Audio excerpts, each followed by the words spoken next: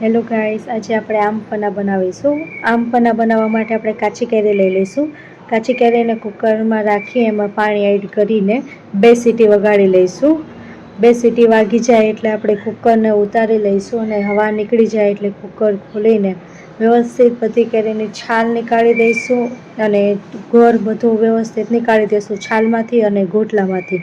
ગોળ નીકળી જાય એટલે આપણે એમાં એડ કરવા માટે ફુદીનો, કોથમીર, મરચાં અને ખાંડ અથવા સાકર, વરિયાળી અને જીરું, સ્વાદ અનુસાર નમક, સંચળ અને મરી બધું એડ કરીને ક્રશ કરી દઈશું.